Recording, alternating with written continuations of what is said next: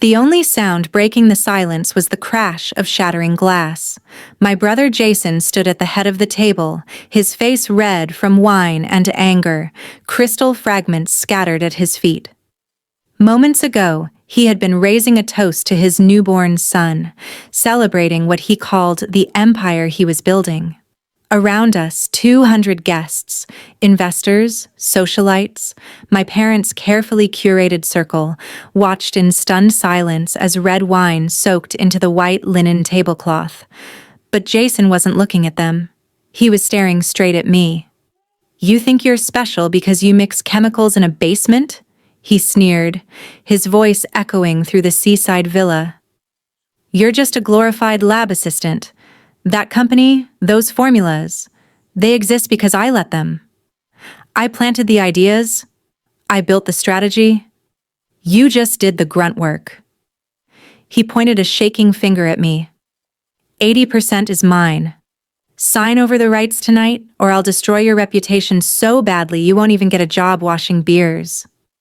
My parents sat on either side of him, sipping their drinks, eyes fixed on the centerpiece, refusing to look at me. The silence felt almost expensive, so heavy you could cut it with a knife. I stood there, the smell of costly Merlot thick in the air. In movies, this is the part where someone screams, throws a drink, or flips the table. But for me, something strange happened.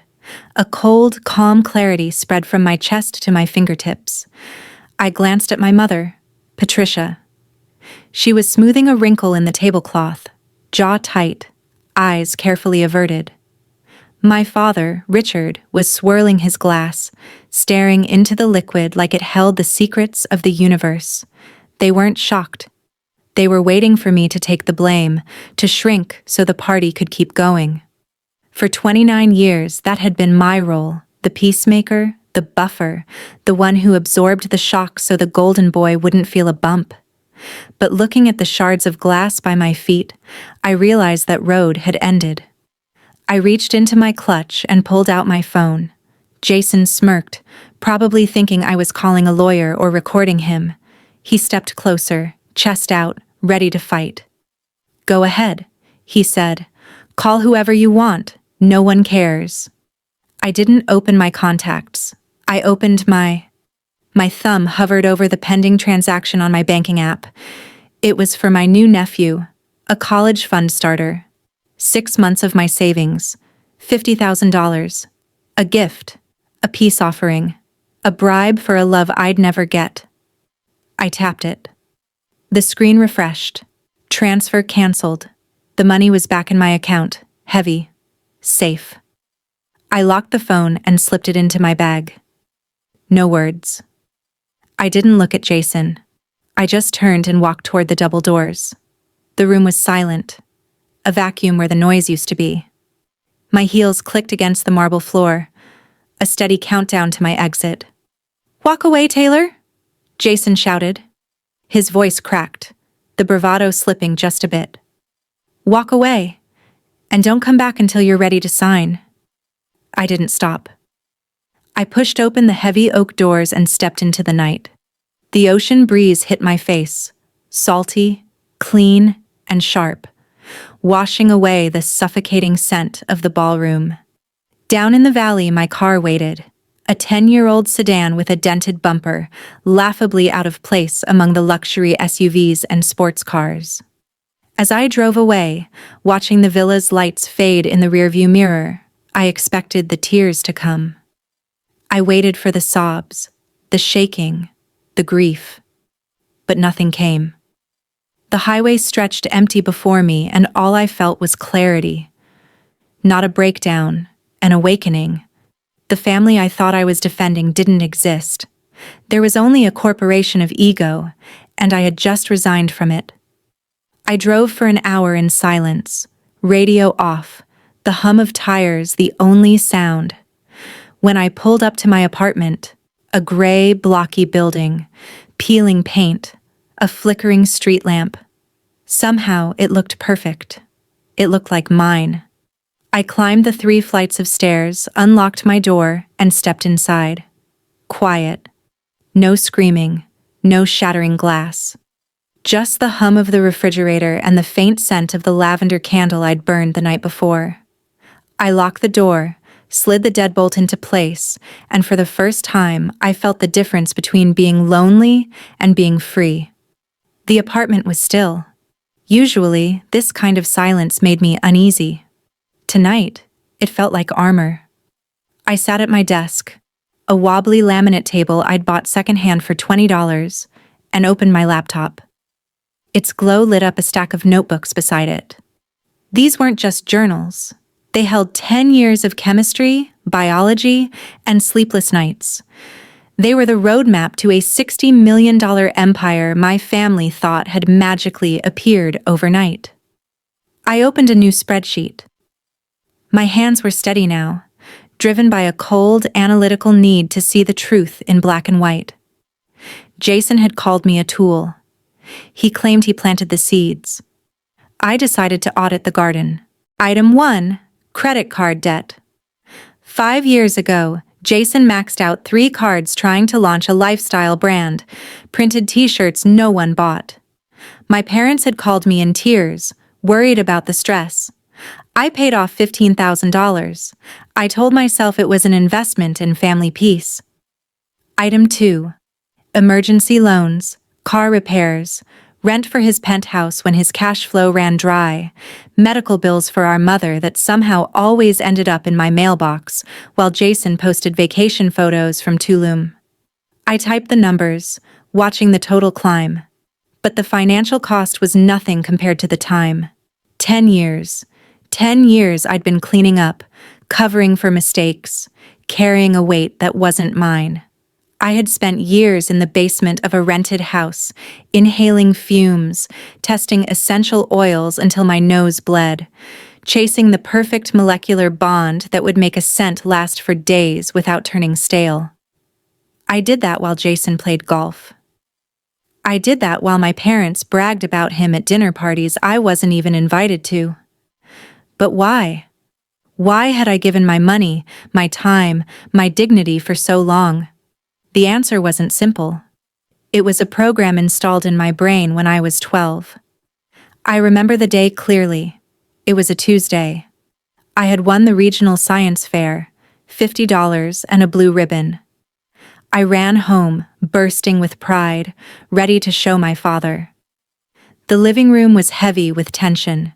Jason, then 17, had crashed his car. My father didn't even look at my ribbon.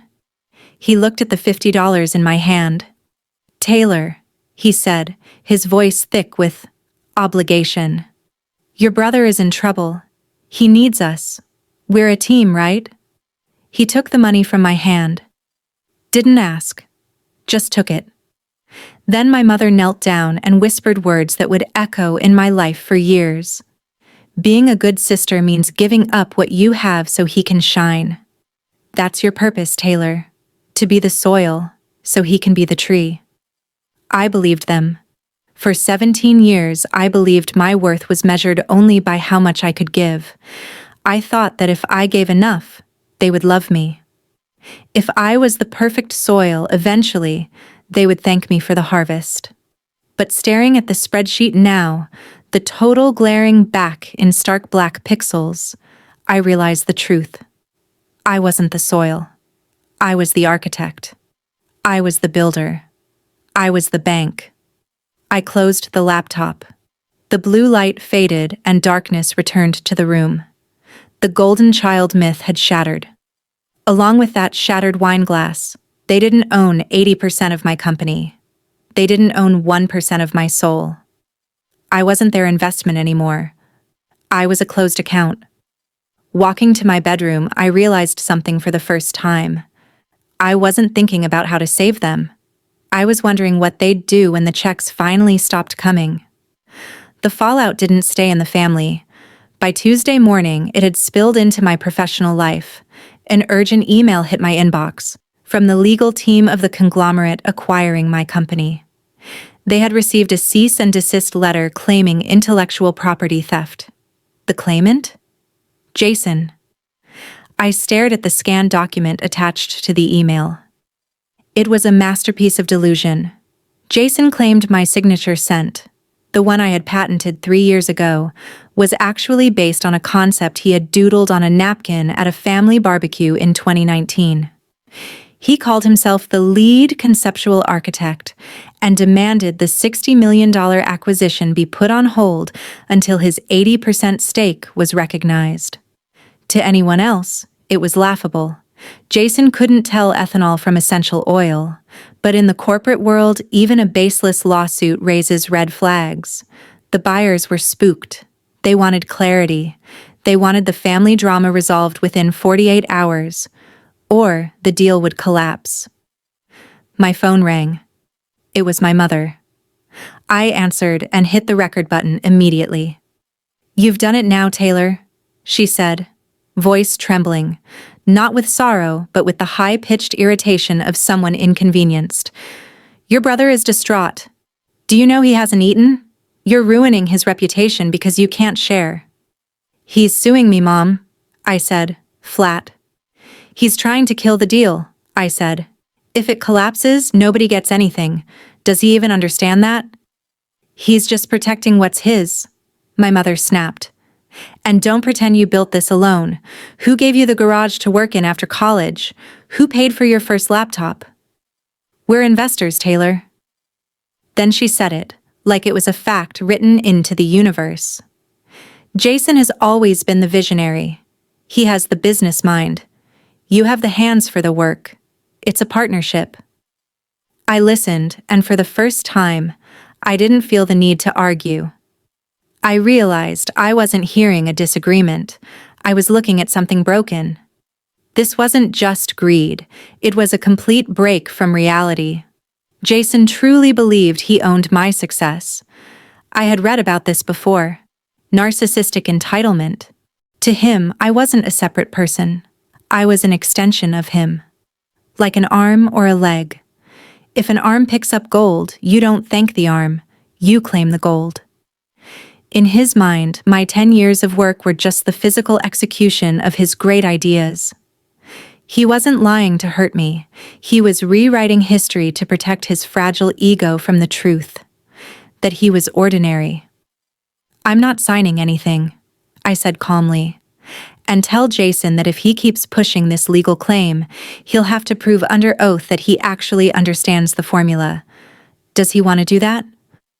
"Don't you threaten us." My father's voice cut in from the background, loud and cold as he took over the call. "You're a little girl who got lucky. Without our name, you're nothing. If you don't settle with your brother by Friday, we'll make sure every investor in this city knows you're a thief who stole from her own family. We will bury you, Taylor." The line went dead. I set the phone down. My hands weren't shaking anymore. Not at all. They thought they were negotiating with a daughter who still wanted their approval. They had no idea who they were dealing with now. They didn't realize they had just declared war on a CEO who had nothing left to lose. They wanted to talk about ownership? Fine. It was time to show them exactly who owned what. I didn't run to social media.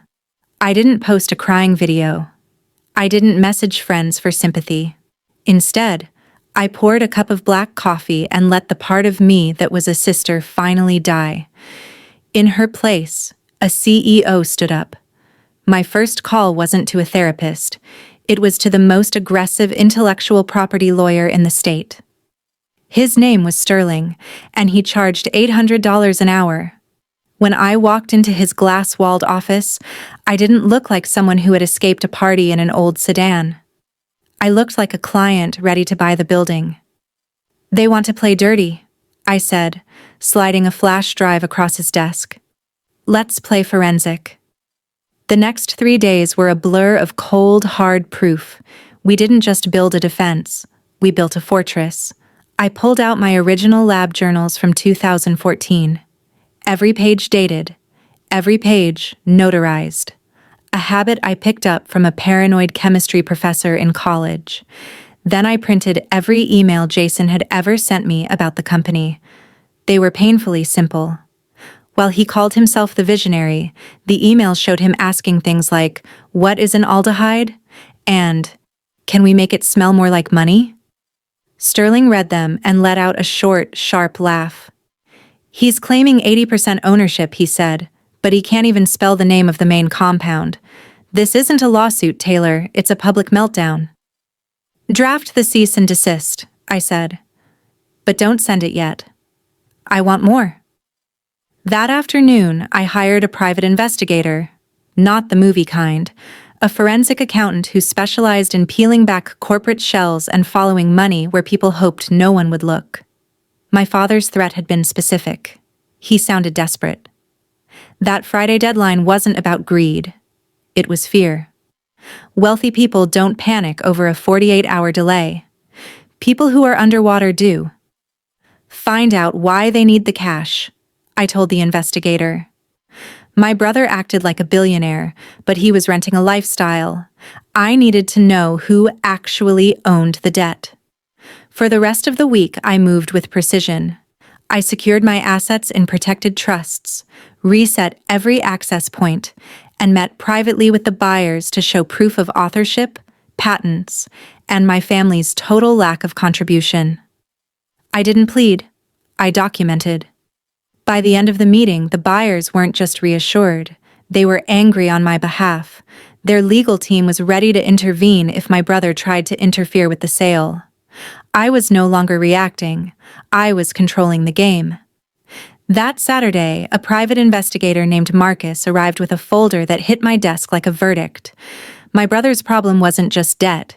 It was hard money loans, high interest, short-term, collateral-driven. When I asked what collateral he could possibly have, Marcus showed me a forged loan agreement bearing my name. Attached was a power of attorney I had signed at 18, buried in college paperwork. My parents had been using it to act financially on my behalf. For 3 years, they had leveraged my credit to secure loans for Jason. I wasn't just betrayed. I was a co-signer on $600,000 of fraudulent debt.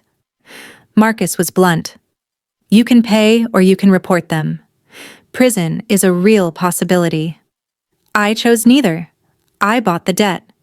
At Jason's latest party, champagne, investors, lies, I walked straight in. When he mocked me from the stage, I dropped the loan file on the table. Calmly, I said, I am now your creditor. The loans are in default. Collateral includes the villa, your car, and, thanks to fraud, our parents' retirement accounts. Panic spread instantly. My parents protested. I didn't argue. I told them I wasn't keeping a cent. Every dollar recovered would go to a nonprofit helping victims of financial abuse rebuild their lives.